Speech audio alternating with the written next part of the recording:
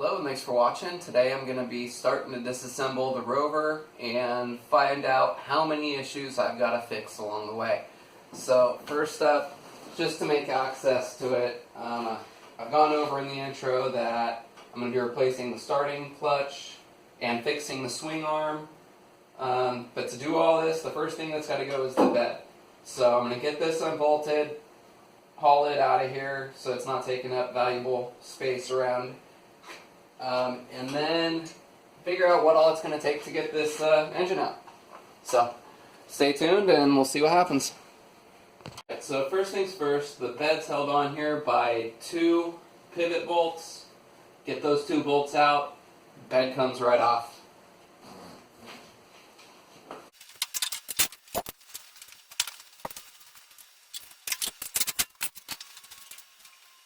So one thing that I've run into with these is they did not use very strong bolts. I've replaced some of the nuts already. The bolts are kind of bent. The one side came out really easy. Now I'm having a little bit more of a hard time getting this one out because the bolt's crooked. So I'll measure these bolts up. That way we can tell you what type of bolts you should have on hand just in case this happens.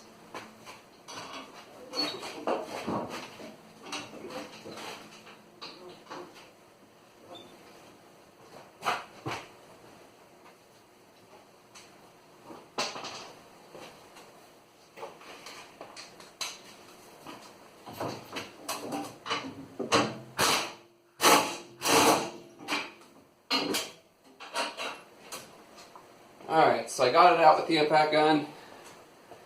I hope you can kind of see that. Let's get an idea of how big these bolts are.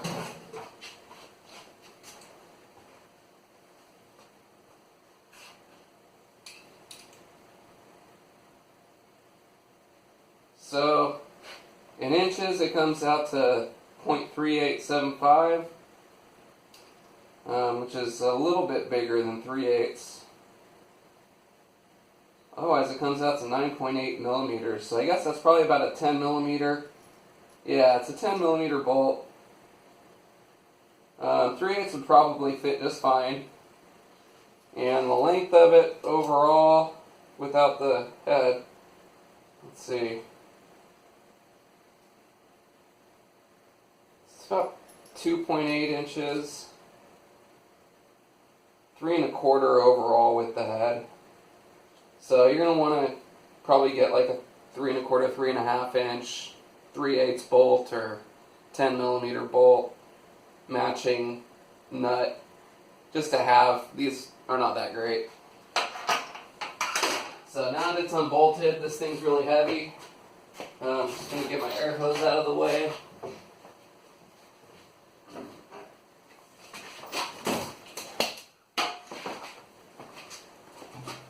And then just pop it off.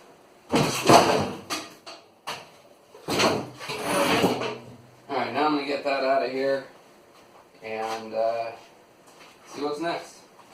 I've got the bed off, and you might notice a few things different in here than in your Yerf dog. I've gone ahead and put a lawn and garden battery in there.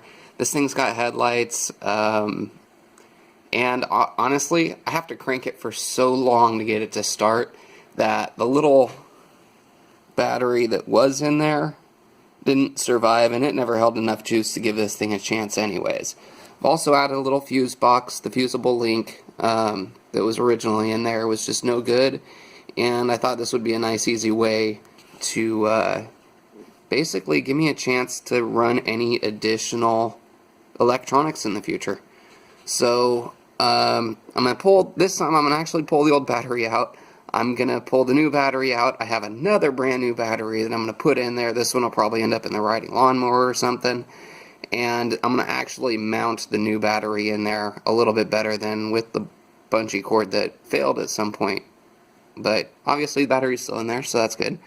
That carburetor is an electric choke 26 millimeter cheap Chinese carburetor. I think it was $13. on Amazon, and I don't think the choke works. Maybe if you guys know something about these electric chokes, help me out here. Those are the wires that go to it. I spliced them in there, which gives it 12 volts when I turn the ignition on, which, from what I understand, they are cold in the closed position. You give them 12 volts, the plunger goes down over time as the engine warms up and opens the choke, and then as the carburetor cools back off, the choke closes again. I might be right, I might be wrong. I don't know. If you can leave a comment, I'd greatly appreciate it, because I don't feel like the choke is doing a thing.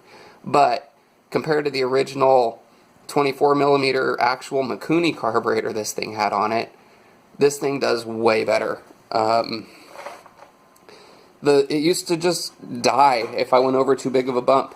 It wouldn't go up hills, it would sputter a lot. The air filter clogged up every other ride, it felt like. So I put a really cheap carburetor on it, went with an Uni oil filter, somewhere lying around the outer dust cover, which is full of mud, so I pulled it off so it could continue to breathe. I need to completely take it off and clean it. Probably do that while I'm in here. So there's a look at a few things that have been changed on here. Don't know if it did anything or not, but I did replace the coil and the spark plug. It was probably like another $10 I spent on this thing. They advertised it as a racing coil. Yeah. It also came with the CDI. The CDI, that's the original one. I have ordered 3 or 4 of those things trying to find one. They say that that's the limiting factor of a GY6 motor. That's your ignition governor. So they sell ones that don't have a rev limiter. I've ordered one that was DC, no rev limiter, advertises performance. It did the same thing that the AC one I put in there did, which was immediately fail. The motor will not start without this factory DC CDI. Every one I've replaced has ended up in the trash can. So, again, if you can offer any help there, I would appreciate it. So, other than the shocks, the back tires, those are a little bit bigger than the stock ones that came on here, which have not been a problem at all. They're 24,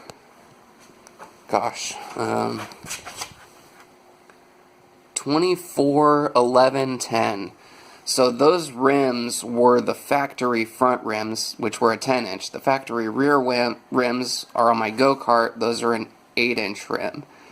I replaced the front rims with a 12-inch. So that's a 12 in the front and a 10 in the rear. And eventually I'll probably go 12s all the way around because I like that wheel. I think it looks good compared to the solid one. I don't know, what do you think? I definitely like the tires. This thing on the old tires, I mean, they were bald, so it was having a hard time in the mud. And these Kenda Bear Claws, I've had them for about a year now, and they keep on going. I like them a lot. They do tear up stuff when you're trying to turn, though. I've got the CVT cover off, and I gotta say, that thing looks smaller than a TAV series. Like, I've got the, let's see, right over here. If we compared these two, this is your 30 series or TAV. I don't know a whole lot about these, but yeah, that thing goes on a 3/4 inch shaft for your typical Predator 212 motor. I mean, if I compare the two side to side, it looks like this one looks bigger that I'm going to put on my Predator 212. But this one, I mean, these are, like I said, these are 24-inch tires on here. And I've never done anything but take this cover off to see it. And I've been hard on this thing. I've towed trailers. I mean, that thing has bellowed out smoke way worse than the go-kart ever had a chance to. And that was when I first got this thing. And like I said, zero maintenance to it, and it still goes. Still pulls. It's got to be a hell of a torque converter. It's got a reverse box. I mean, this is what I really like about these 150s, is they seem pretty powerful and durable, but not the frame. So, I guess enough ranting about that. That kind of shows you some of the previously done modifications here. The next step, I think, is going to be to take these shocks off, disconnect my fuel, and go from there. See you soon. Rambling on too much here, but one of the major problems that I was having with this thing was this panhard bar type of thing. It kept pulling the bolts out. It was actually just screwed in with metal screws. It kept breaking that off. And then this thing would go sideways, and that was what was breaking the shocks off. So I got these bolted in, and they've been holding up. This bent long ago. It's a source of squeaks. It's annoying. It's frustrating. It's one of the reasons I can't stand this swing arm.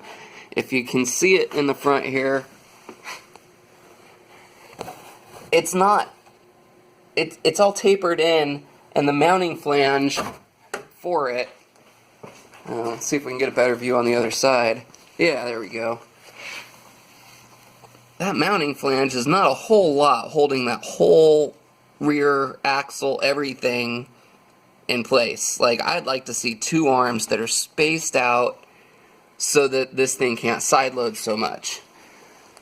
Now, I kept breaking shocks. I didn't like the shocks that were on there. I kept having these panhard bar problems, and I kept having chain problems. And I'm thinking the chain problems might be unrelated, but if you notice, this is a much thicker O-ring style chain than the normal Yerf dog came with, which was just your standard non-O-ring 520 chain. I had to grind the mount for the, let's see if I can see it here. I had to grind the mount for the chain tensioner back a little bit. The bolt and the nut on the back side, they just kept hitting the chain. So if you're trying to run this chain, it's going to be a little bit of work to get that chain to fit. But I was also noticing that where the crack is on the frame, I'm running these light duty shocks. I had a full dump load of road base gravel that's wet, so there's a lot of weight. The tires did not bottom out, but one thing I'm noticing is, I don't know, that crack, this doesn't help with me jumping around with the camera, kind of looks like it's in line with the frame for the rover. So I'm wondering, with all that weight on here, if the suspension, you know, these light duty springs couldn't handle it, and maybe caused, you know, that to hit bottom out and crack that tube. I don't know. So if I get the chance to actually build a new swing arm for this thing, I'm going to widen out the mounts and I think give myself a little bit more clearance there. The carburetor's rotated 180 degrees out. I basically had to push it forward, which hasn't been an issue, but if you look at the angle, the bowl's not flush with, or it's not level. That means that I'm not getting as much fuel in the bowl. I don't know if that's causing any top end problems or not. It's also a 26mm carburetor that I put on when you're supposed to have a 24mm carburetor, and I haven't done any other modifications to the engine, so it runs good. It runs a hell of a lot better than the old carburetor did, and it was 13 bucks, so I don't really have any regrets on that. But yeah, I rotated it out because with this bar here, the back frame right there, and this little cross support here, putting a bigger carburetor in or doing anything with that carburetor, even the air filter, was going to be a problem for room. So I'd like to put a little bit more gap between the cradle for the motor and the frame on the rover. Avoid some issues and maybe make some more stuff accessible, because again, I'm going in here to do the starting clutch, so I got to go in this deep. I don't know what else I'm going to find wrong with it, and I don't know what else I'm going to have to fix. But I will see as I dive in deeper. Alright, so the next thing I'm going to be doing is getting the back end up on jack stands and pulling the top bolts out of the shocks. I'm just going to leave them attached to the engine cradle swing arm assembly for now. See if they get in the way later. So, but since I'm taking the whole rear end out, I want to get the frame section on jack stands while I'm doing the rest of the work here. Unfortunately, I don't have very short jack stands, so it's going to be up off the ground a little bit. And hopefully I remember to chock the front tires, because that's a good idea to do so it doesn't roll.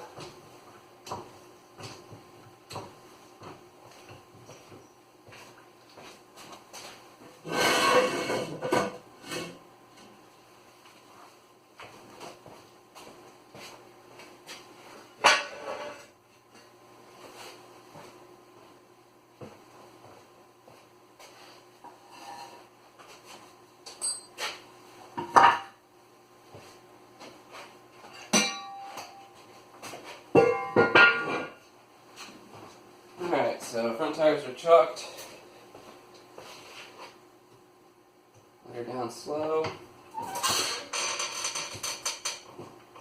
Alright, now I'm not going to let the jack all the way off of the rear. I'm going to keep the rear supported a little bit, because once I take these shocks apart, it's going to want to fall. So that'll help support the weight.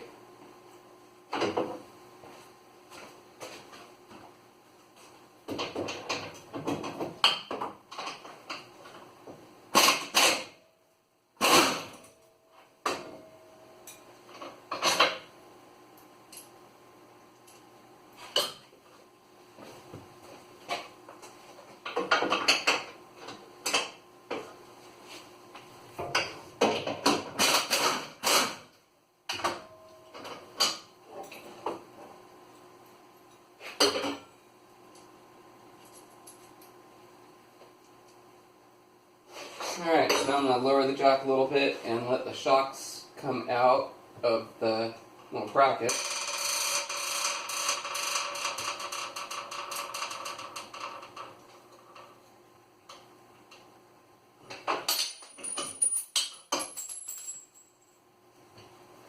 Now, just want to show you something here. You can see these brackets in comparison to the shock are actually a lot wider, so I had to stack a bunch of washers in there to kind of fill the gap in between the brackets here. There we go. And the eyelet, or the eye on the top of the shock. So if you go with these, if you're replacing the shocks on your rover, make sure you have all the dimensions, because not only were these eyelets a lot narrower and required a lot of washers, but I almost couldn't get them in because of this sleeve. I had to drill out the sleeves that it came with, because the old sleeves were too big of outer diameter to fit in these bushings. So I had to use the sleeves that this thing came with, but I had to drill them out. I don't have a lathe. I know that in one of my videos it shows me moving my lathe across the garage, but that was years ago. I don't have a lathe. So this was incredibly difficult to drill. I don't know that most people have the ability to drill something like that, so yeah, try to make sure you measure everything before you order your your shocks. Make sure that if they're not the right size, you have the capability to deal with it. In which case, I have a 4th axis chuck for my mill. It's like a lathe chuck, and I chucked those things up in that and then ran the drill in there, and it's such a thin little metal tube that it kept wanting to spin in those jaws when the drill bit got hot. So even with a 3-jaw vise, I guess I should say, that was incredibly difficult to drill. So make sure you get all your measurements. I got the rear shocks separated out now. I got to disconnect the transmission shift linkage, and not looking forward to this, but everything's kind of permanently fixed as far as the brake lines go. There's 2 lines for each drum brake. One's for the e-brake, one's for the foot brake, and they did not make them removable. So I'm probably going to get in there with a cutoff wheel and cut a slot into all 4 of the little barrels. That way I can take the nuts off, pull the barrel out, the inner barrel, and have a little slot for the cable itself to slide out. So that's really annoying, but at least it's something I can deal with. Alright, so not sure exactly what I'm going to do next, but I should probably get up here and start with disconnecting the battery and disconnecting some stuff from the front as well. In terms with what I wanted to do next here, and that's get some of this wiring done, get some of the, get the transmission shifter disconnected, and go from there. So first up on this transmission, get this cable out of here.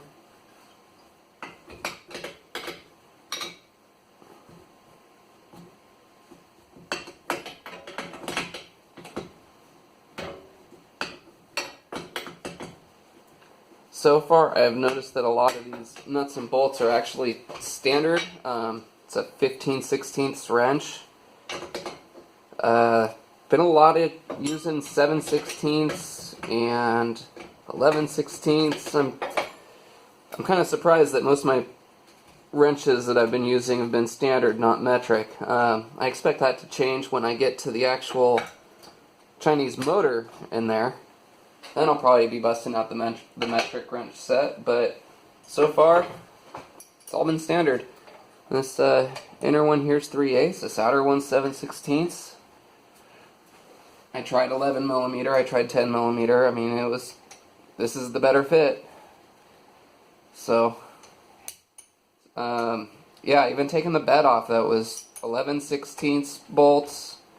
The shocks were 3/4.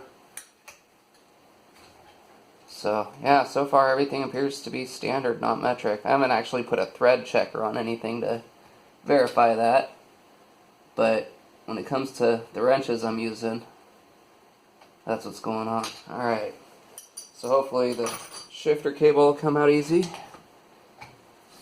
Yep, get that out of the way. And disconnect some of this wiring here.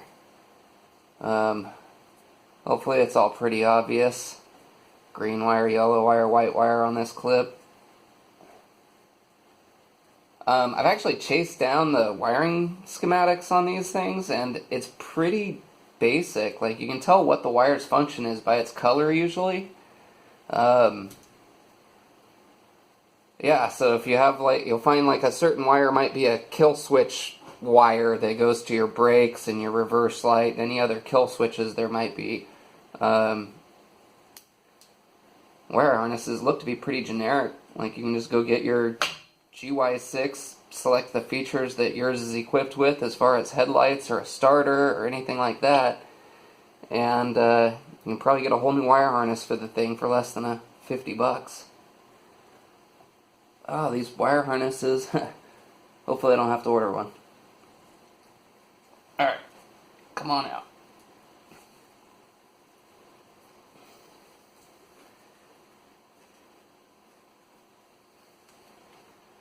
Thought I'd start with the easy stuff. Apparently that's not the case. Well, transmission was easy.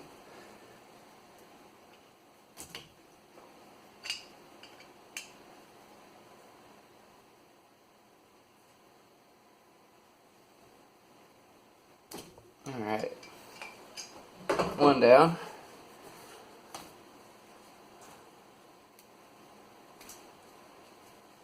That appears to be for the charging coil.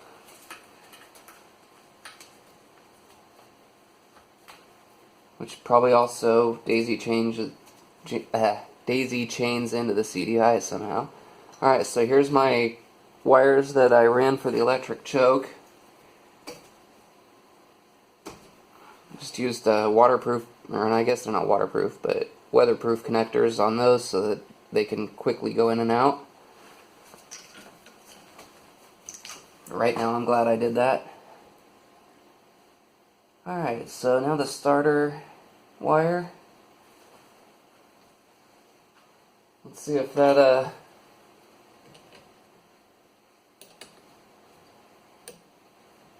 might actually be metric.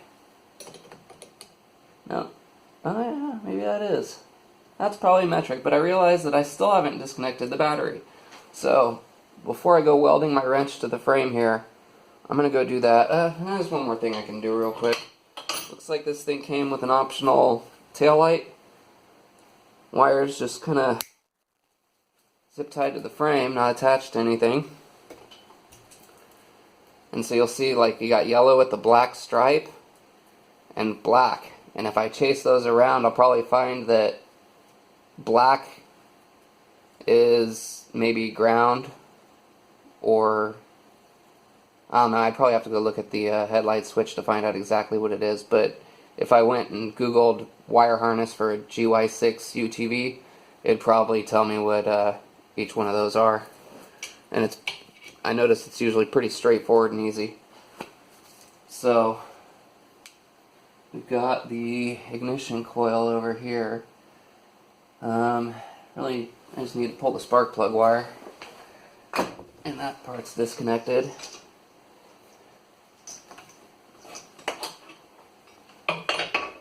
Alright, so we got that. We still got to do the starter wire, but I want to disconnect the battery first. Nothing else is going to hang up over here. These are my e-brake cables. I guess you can't see those, but it doesn't look like I have anything else. The panhard bar. This piece of junk. Get this.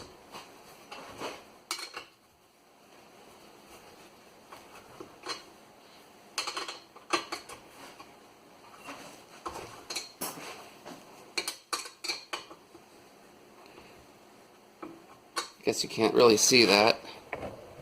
I'm just disconnecting where the panhard bar attaches up here. That way it can drop down with the swing arm.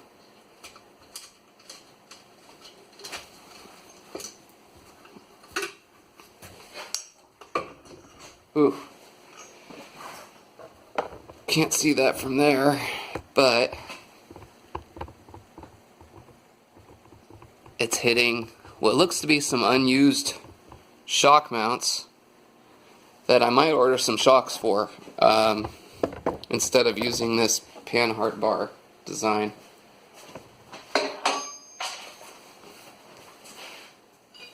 But I need to get that out there.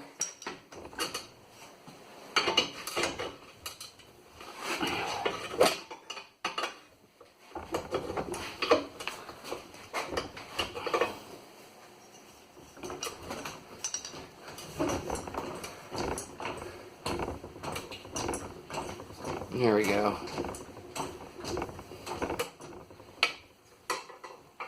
Wait until this feels like it's loosening up a bit.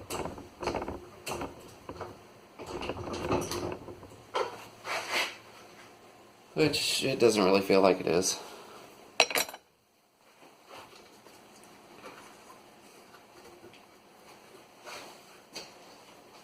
Alright, where's an easier way to do this?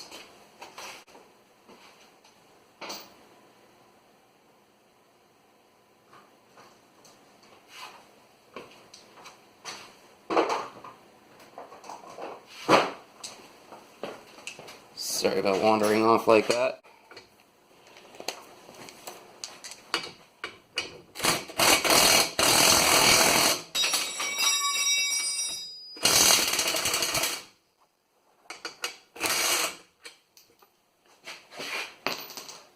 It's nice because usually I'll think about what I'm doing beforehand and set out the right wrench, a few things that I know I'm going to need so I'm not wasting precious video time here. But obviously I didn't think this part through. Oh, I've done this tons of times. I know what I'm doing. Alright, that's out of there. I hope I never put that back on again. So, from the rear view, got the transmission cable just dangling. It's not attached anywhere else on the frame, or at least the swing arm. Shocks are disconnected, panhard's disconnected, everything but the starters gets disconnected. So, off to the side with the battery, I will set my wonderful soldering vise up to hold my phone somewhere so that you can see. Finally getting this battery out of here and get some more stuff out of the way while I'm up here. Hopefully this is going to be pretty straightforward and easy.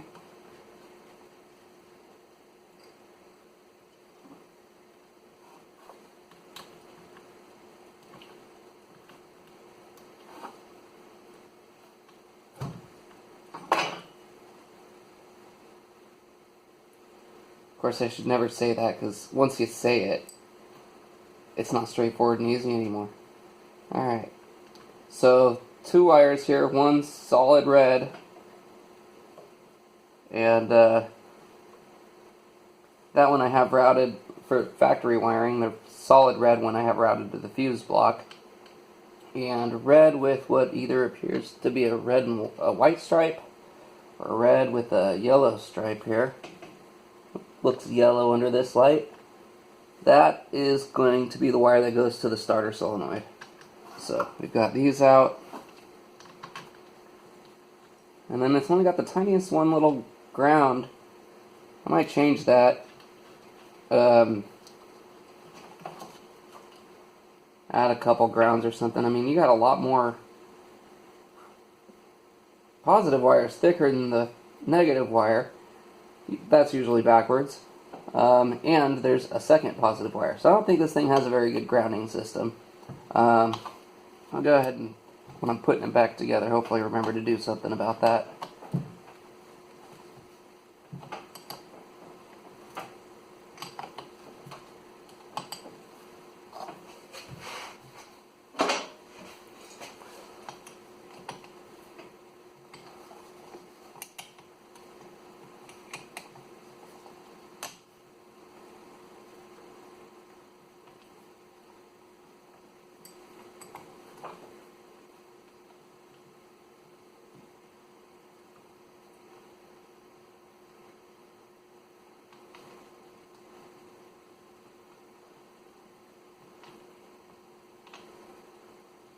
Alright, almost got this done.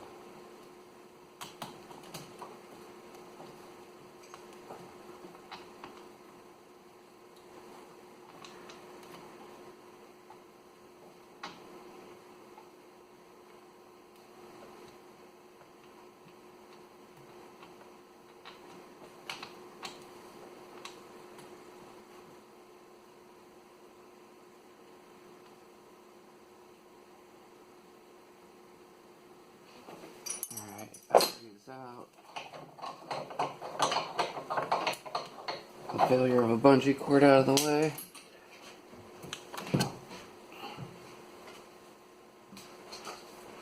No reason to leave the original battery in here any longer. So.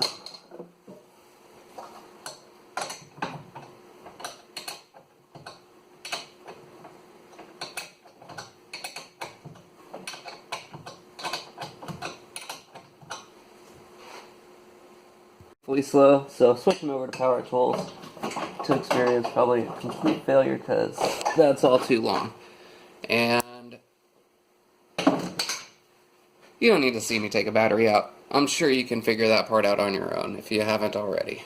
Battery's out, and instead of disconnecting the fuel lines, and which because of some things going on here, more than one, I'm just going to take the whole carburetor off.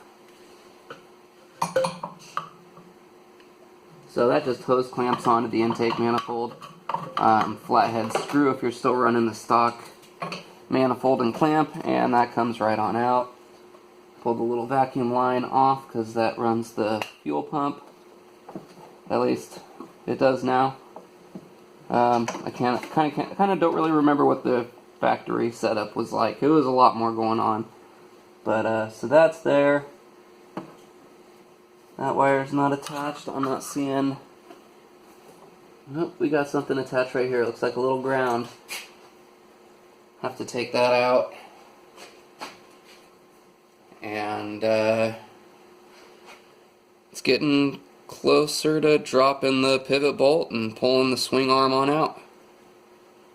Now I can go ahead and get the starter out of here, or at least the wiring disconnected, so I can keep pulling this stuff out. So right here is going to be the easiest way, I think, to get the starter out. I can little Phillips head screw. Ooh, and it does not want to come out without screwing, so looks like you can go at it with a flathead too. Give that a shot. There we go. And so I was noticing a couple other things that I'm going to have to do to get this thing out of here. That it's definitely going to add some time to the removal. Let me put this screw. Looks like the screw itself wire threads into the wire. Right? Yeah.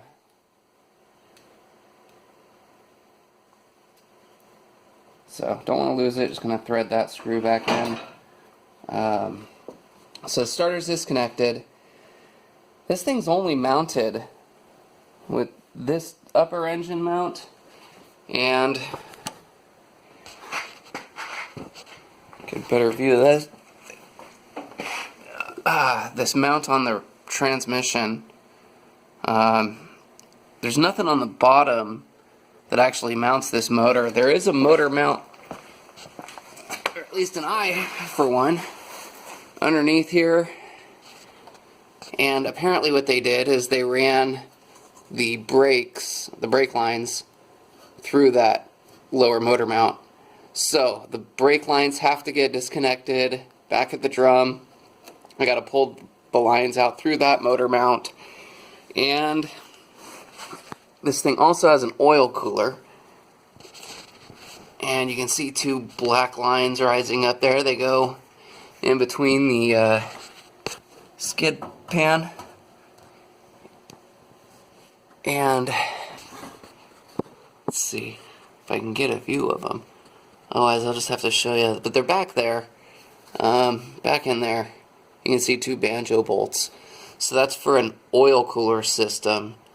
I'm hoping that if all goes well, I might be able to get a wrench in through this slot right here and get to those banjo bolts. Otherwise, if that plan doesn't work, I have to come over here, take the exhaust out. Once I've got the exhaust pipe out of the way, I might be able to get down there from right here. Let's see if the phone can focus in on that. No? You don't want to do it, huh?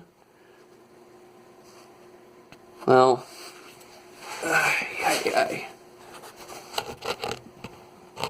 back there is the banjo bolts, and they're a little bit better, easier to access from this side from the looks of it.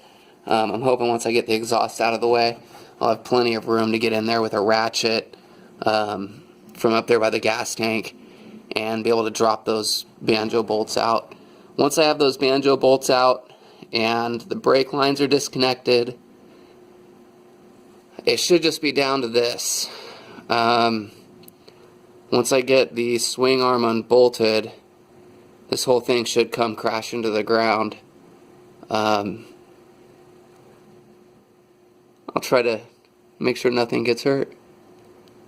So this is already taken, it's a little bit more than I was expecting. I forgot about the oil cooler, and I knew the brake lines were going to be no fun. So I guess that's what the part that I'm going to start with next is getting those brake lines out. It's up close now. I got to take this nut off while holding this one so that I don't spin the cable.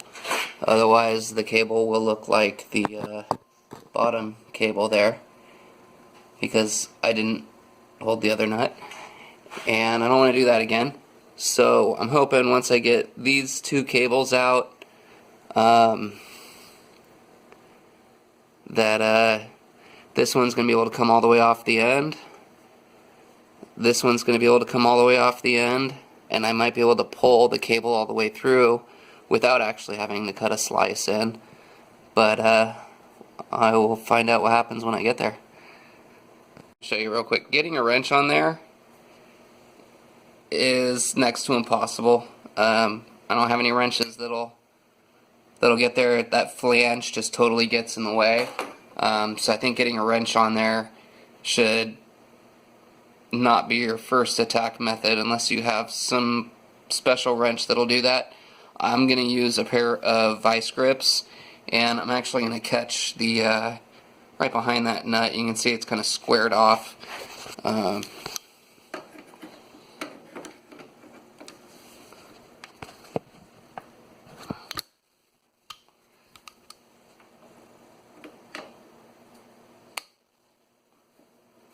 Try to get a little tighter, but that's going to be my, there we go.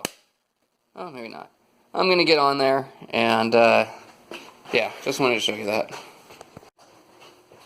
Alright, so now that I can use both hands here.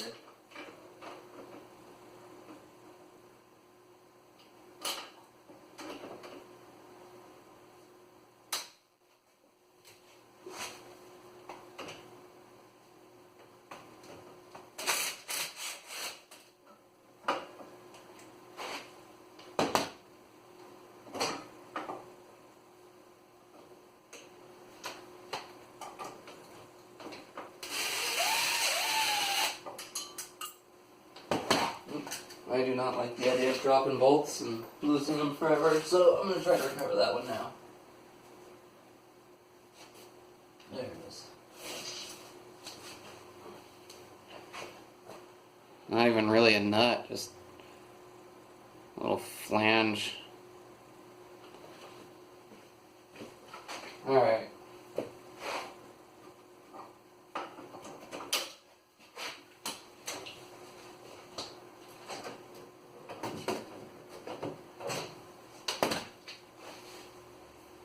So that stuff was all 7/16, but the next nut back looks like it's a little bit bigger. Grab a 1/2-inch wrench here. So, now let's see if I can get it out of this little barrel. One without damaging anything. And I'm just really hoping this all fits through, because if it doesn't, more work.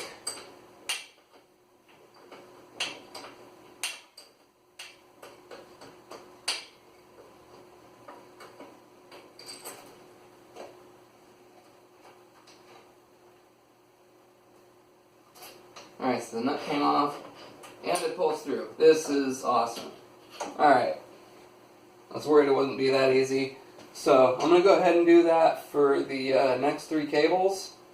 Just kind of rinsing and repeating there. And I'll see you in a little bit. Brake lines are all out. Got everything kind of just run out over here. out of the way for when I pull the motor out. There is a ground strap on one of these mounts for the CVT cover, and since I already had the cover off, I had re-grounded it, and so I removed that ground.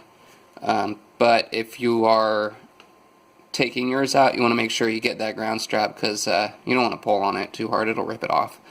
So all that's left before I can take the pivot pin out is the oil cooler lines. Now the oil cooler itself is up here at the front. There you go, you can see it mounted in there. So yeah, this thing does have an oil cooler. It's in the front. Since it's not mounted to the swing arm, it's got to get disconnected from the motor, and I'm going to figure out what exactly that's going to take, and we'll continue from there. And sitting here ready to catch the oil once I get these lines out. I did notice that, yes, it is possible you can get your wrench through that big hole there. It's an 11mm wrench I'm using on the banjo bolt, which I just can't get light. I'm gonna have to grab a flashlight or something. But the two oil lines are there. I've already broken them free. Inside that slot you get very little room, so if you've got a fine gear 11mm ratchet wrench, that's the tool you want for this. I'm going to be leaking oil out all over the place as soon as these lines come out, because it's just going to hit the little skid pan thing on the bottom and probably start pulling up. So hopefully that thing will catch it all. And once that's done, I'm all set to take off that pivot pin. Front banjo bolt out, the one on this side, no problem without taking the exhaust off, but then I went ahead and pulled the exhaust off because I couldn't, once I got the threads loose, I couldn't get back there and actually get the rest of that banjo bolt out. Getting the exhaust out of there, I'm hoping, gives me enough room to get in there and get it. So, I'm gonna try, let's see, you can't really see without me holding a flashlight up there, but, yeah, now I can get my hand in there and actually get that bolt free. So after this, I'm going to drain the oil, just because whatever's left in there might leak out of where these hoses went, and then I'll finally drop this thing out. Oil drain, this is a 17mm wrench, and I needed to correct myself from earlier.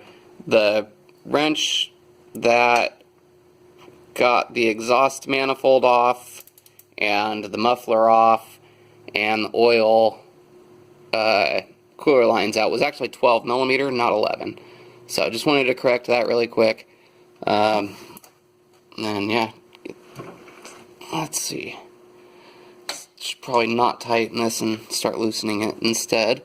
But yeah, working on that oil drain plug, drain the oil, get this out.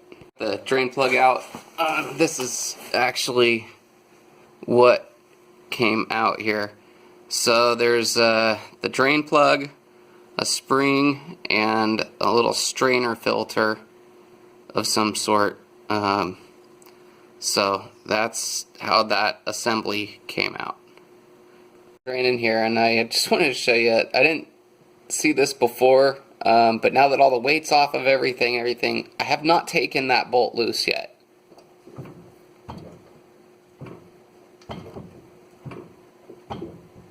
So that's the kind of wiggling around that factory point makes there. So I definitely want to fix that. It's just really sloppy, and things are given left and right, whether it's with the shocks or that pan-hard bar that was a total failure. This is just a horrible design. Another thing is, on these axles, it's a live axle, yeah, it's got similarities to a go-kart axle, but Look at these are a splined drive flange, probably something in like the mid-20s splines. Just, you see how much play there is on that wheel? So those go in, they're splined on, they're cinched down. I've had to replace this nut. Let's go to the other side. So cinched down, crown nut, cotter pin, and I don't know if that's coming through the camera, but a lot of play. I mean, if you can't see it, hopefully you can at least hear it. But that's all play on the axle. So it's a splined hub. It's not like a 1-inch keyed collar hub. And overall, that axle, just to get the stripped down replacement's like 150, 175 bucks, something like that. And there's only a few of them left. Yerf Dog doesn't make stuff anymore, so who knows where you'll get another one. In another video further down the road, I am going to completely change out this thing's rear axle. You know, who knows, maybe even in this first series, I don't know. It'd be a lot of extra work, but we'll see. If I can get some subscribers, I tell you what, if I can get 100 subscribers, that's asking a lot, then I will completely change out this rear axle assembly and go a step further, something I wasn't exactly planning on doing. I will go through and adjust the valves. I'm sure they need it. Something that everyone should be doing on their motors every once in a while. I haven't, so I know it's definitely overdue. But yeah, now so we got some extreme play in the wheel hubs. We got some extreme play on the pivot pin. So she needs more work, but we'll get to that starter clutch here before too long. Alright, so I got the nut off of the pivot pin. I'm just going to go ahead and see. Everything should be disconnected at this point. So this thing ought to swing all the way down. Nothing binding up. Looks good. Okay, so I still got to pull the oil lines. They've got a little clip here on the side of the frame. And that's where these will come in handy.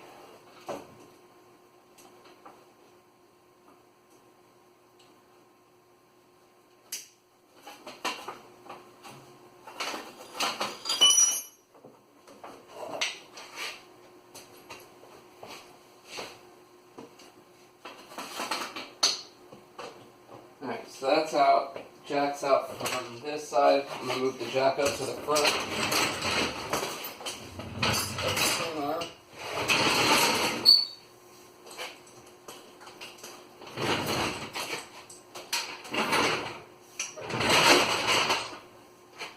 Now the swing arm was back to standard bolt sizes, not metric. That was 15/16 to get the swing arm nut off. Same thing on the bolt side.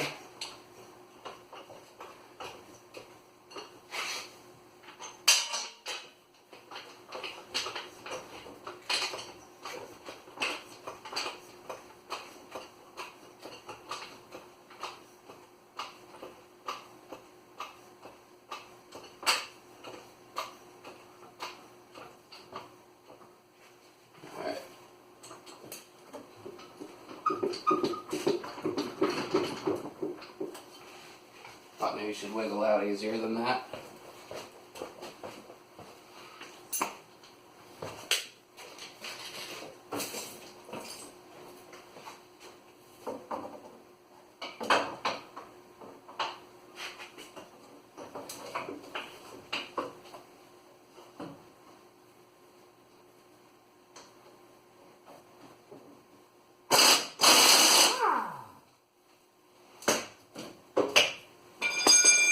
So getting that pivot pin out takes a little doing.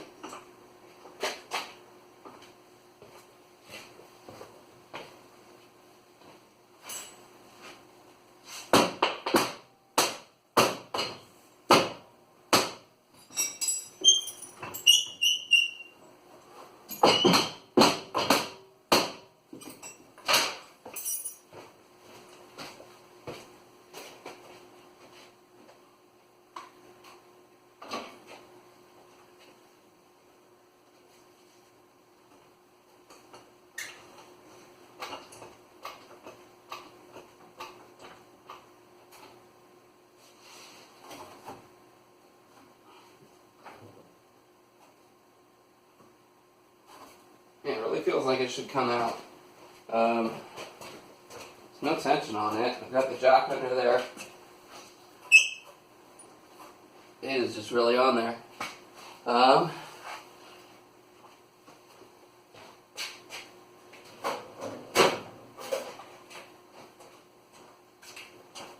go ahead and put the nut back on, just a couple of threads, and then hit it with a hammer, see if I can't get it start backing out. That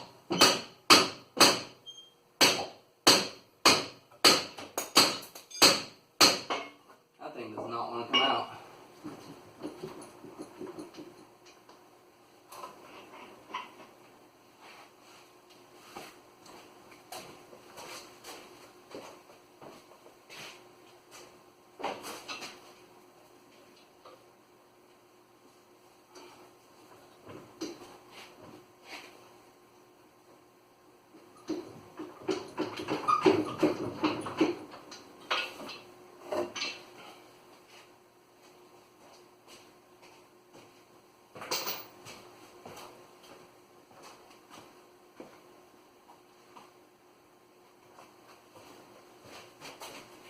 This is frustrating, but we're going to get that thing out of here.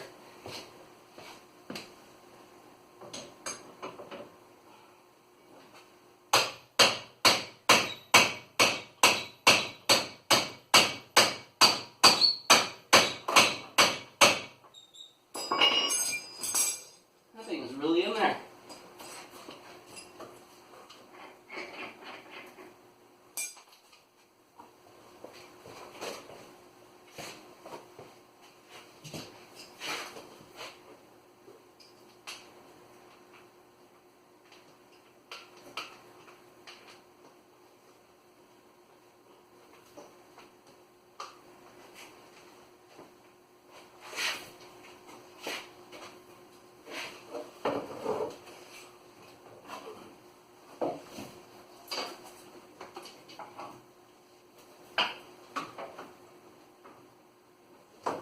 That doesn't fit.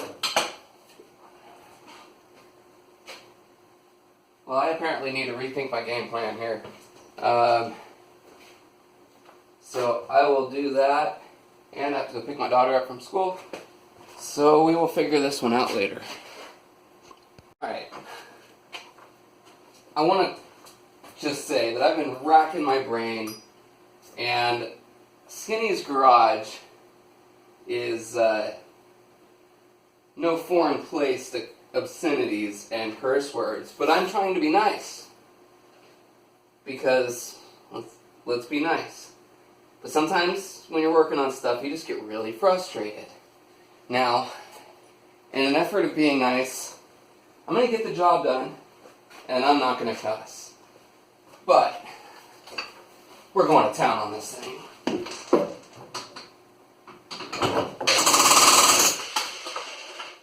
Alright.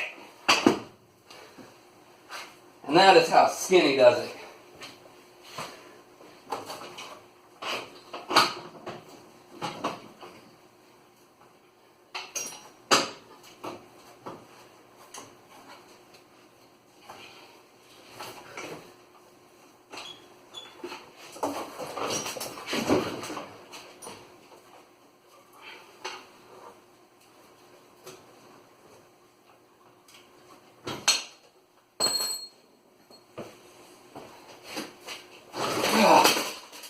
And it's out.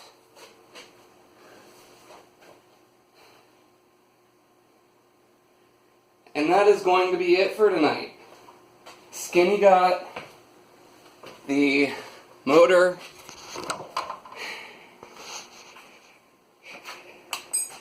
yes, I let it crash down. I also hit it with the jackhammer. So, get over it. The Yerf dog is one step closer to getting the starter fixed. Thank you all. Have a good night.